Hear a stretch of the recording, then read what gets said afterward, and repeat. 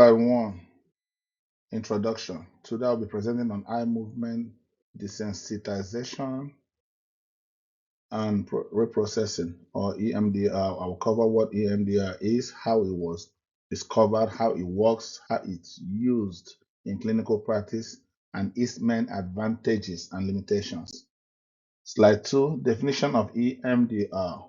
EMDR is a trauma-focused therapy that helps people process painful memories. It uses its bilateral stimulation like eye movements, alternating sound, or tapping to reduce distress tied to traumatic events. Slide 3, Discovery of the psychotherapy. EMDR began in 1987 when Dr. Francine Shapiro noticed her disturbing thoughts reduced as movement as she moved her eye rapidly while walking in the park. This observation sparked the development of the therapy. Slide 4, Shapiro's initial research. Shapiro created the first protocol called EMD and tested it through a randomized controlled trial in 1989 with sexual assault survivors and war veterans. Her results showed a significant reduction in trauma. Slide 5, Further refinement. By 1991, Shapiro renamed the therapy EMDR after realizing the approach didn't just desensitize trauma, it helped brain reprocess memories into healthier, more adaptive meaning. Slide 6, Support and criticism. Throughout the 1990s, EMDR received both strong support and heavy criticism.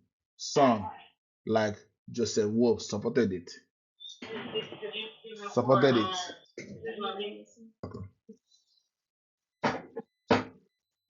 Like the server supported it. Why critics argued eye movement were unnecessary and what it was simply a special therapy repackaged. Slide 7, Further research and adoption. Instead of hindering progress, the criticism fueled more research. Over time, studies built strong evidence for EMDR's effectiveness, leading to international training programs across the US, Europe, Australia, and Latin America. Slide 8, EMDR Institute and Hub. Shapiro founded the EMDR Institute early on, and in 1995, the Humanitarian Assistance Program formed after the Oklahoma City bombing. Both organizations provided free EMDR training in the disaster and war zone worldwide. Slide 9, Inclusion in clinical guidelines.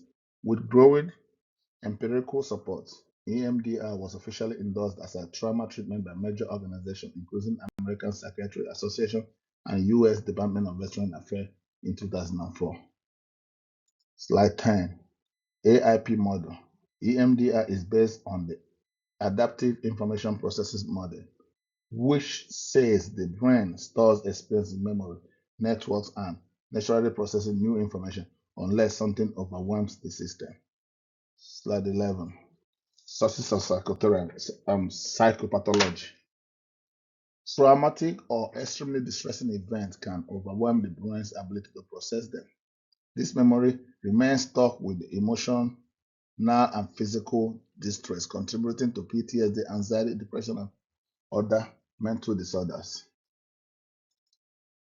Slide 12, What happens in an EMDR session? In EMDR, the client brings up a painful memory, then focuses on it briefly while therapist uses bilateral stimulation.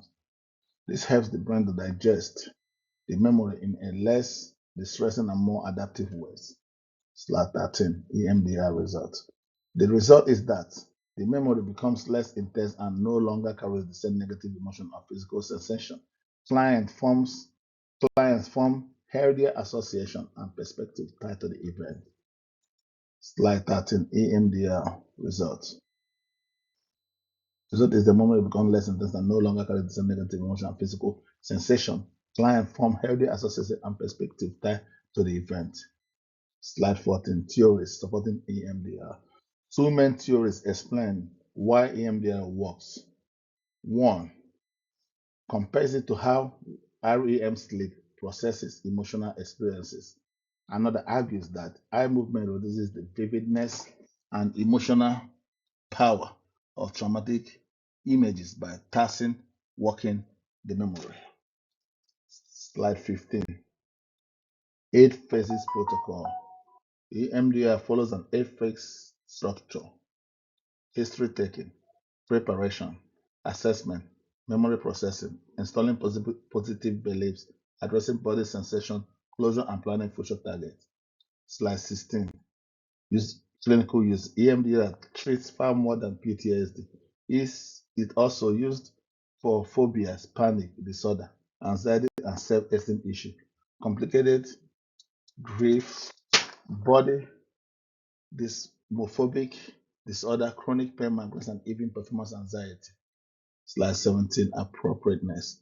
EMDR is often more tolerable than other trauma therapy because it requires less homework and involves less prolonged exposure. Many clients benefit from its structure in session format. Slide 18. Pros of EMDR.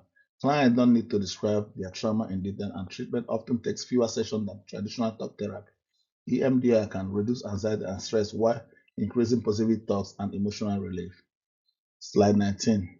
Con of EMDR. However, EMDR can still be emotionally intense. Clients may experience strong emotional physical sensations. It is not recommended for people with conditions like acute psychosis or active substance use, where it may be ineffective or destabilizing. Slide 20. Conclusion. Despite early skepticism, the EMDR is now a well-known, supported, and effective psychotherapy. It can reduce intrusive thought, improve self-acceptance, and bring meaningful emotional change, even though its exact neurobiological mechanisms are still explored. Thank you for listening to me, and that's the end of my talk.